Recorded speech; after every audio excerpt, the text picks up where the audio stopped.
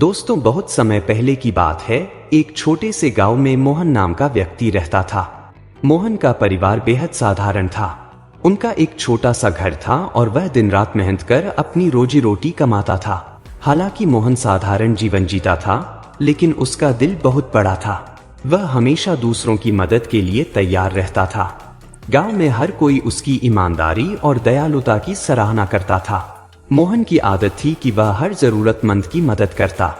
खेत में काम करते समय अगर कोई भूखा कुत्ता आ जाता तो वह बिना सोचे समझे अपने टिफिन से उसे रोटी खिला देता।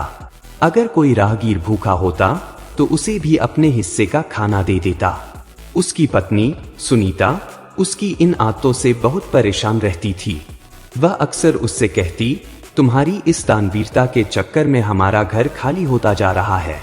खुद के बारे में भी सोच लिया करो। लेकिन मोहन हमेशा मुस्कुराते हुए जवाब देता, सुनीता, भूखा पेट सबसे बड़ा दुश्मन होता है। अगर हम किसी की मदद कर सकते हैं तो क्यों न करें? ऊपर वाला सब देखता है। एक दिन की बात है। दोपहर का समय था और मोहन घर पर आराम कर रहा था। तभी दरवाजे पर एक बूढ़े साधु बाबा ने आवाज लगाई। उनकी आवाज धीमी थी, मानो बहुत थके और भूखे हो। सुनीता ने उनकी आवाज सुनी और खिड़की से झांक कर देखा। वह बड़बड़ाई, अब ये भी आ गए। लगता है फिर से रसोई खाली होने वाली है। लेकिन मोहन ने सुनीता की बात अनसुनी की और दरवाजे की ओर बढ़ गया। जब उसने दरवाजा खोला तो देखा कि साधु बाबा बहुत कमजोर और थके हुए थे। उनके कपड़े मैले थे और चेहरा पसीने से तर था। मोहन ने तुरंत उन्हें घर के आंगन में बुलाया और कहा, बाबा आप बैठिए, मैं अभी पानी लाता हूँ। मोहन अंदर गया और लोटे में पानी लेकर आया। उसने साधु बाबा को पानी दिया। बाबा ने पानी पीकर राहत की सांस ली। उनके चेहरे पर एक अजीब सा सुकून झलकने लगा। साधु ने मोहन से कहा, बेटा 2 दिन से भूखा हूँ, अगर कुछ खाने को मिल जाए तो बड़ी कृपा होगी। यह सुनकर मोहन तुरंत रसोई की ओर भागा। जब मोहन रसोई में पहुंचा तो उसने देखा कि वहां खाने के लिए कुछ भी नहीं था। केवल 2 रोटियां रखी थीं, जो मोहन के दोपहर के खाने के लिए थीं। मोहन ने बिना कुछ सोचे उन रोटियों को उठाया और साधु बाबा को देने के लिए चल पड़ा। तभी सुनीता ने उसे रोक लिया। उसने गुस्से में कहा, ये क्या कर रहे हो? ये रोटियां तुम्हारे लिए हैं। अगर तुम इन्हें भी दे दोगे तो खुद क्या खाओगे? साधु किसी और के घर से भी खाना मांग सकता है, लेकिन हम कहाँ मांगने जाएंगे? मोहन ने उसकी बात ध्यान से सुनी और शांत स्वर में कहा, सुनीता, भूखा पेट किसी को इंतजार नहीं करवाता।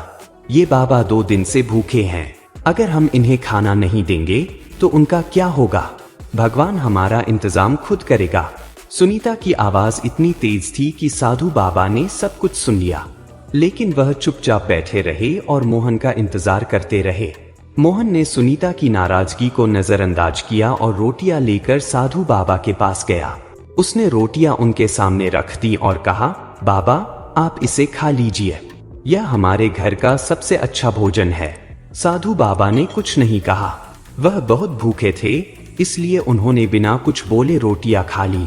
खाने के बाद उन्होंने पानी पिया और सुकून से बैठ गए। कुछ देर बाद जब साधु बाबा जाने के लिए उठे तो उन्होंने मोहन को अपने पास बुलाया।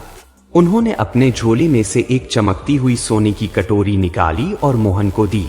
मोहन कटोरी देखकर हैरान रह गया। उसने कहा, बाबा मैं इसे नहीं ले सकता, यह आपकी है। साधु ने मुस्कुराते हुए कहा, बेटा इसे रख लो। मैं पिछले हफ्ते एक राजा के पास गया था। उन्होंने मुझे यह कटोरी भिक्षा में दी थी, लेकिन यह मेरे किसी काम की नहीं। मैं अब तक किसी ऐसे इंसान की तलाश में था जो इसके लायक हो, और आज मैं तुम्हें देखकर समझ गया कि यह तुम्हारे ही लिए है। साधु ने मोहन को समझाया, बेटा यह तुम्हारे अच्छे कर्मों का फल है।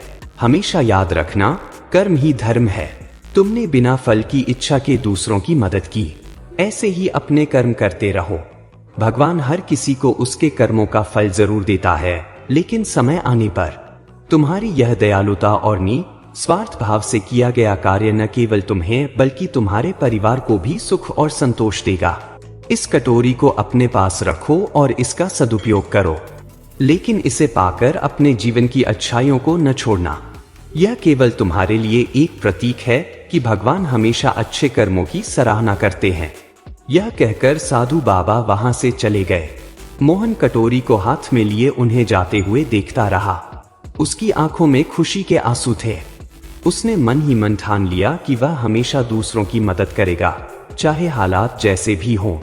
दोस्तों, कर्म ही सच्चा धर्म है। बिना फल की इच्छा के अच्छे कर्म करने वाले व्यक्ति को भगवान किसी न किसी रूप में उसका फल जरूर देते हैं। हमें अपने कर्मों से कभी पीछे नहीं हटना चाहिए। दोस्तों, अगर आपको यह कहानी पसंद आई हो तो इसे लाइक और कमेंट जरूर करें। इसे ज्यादा से ज्यादा लोगों के साथ शेयर करें ताकि इस संदेश को हर किसी तक पहुंचाया जा सके।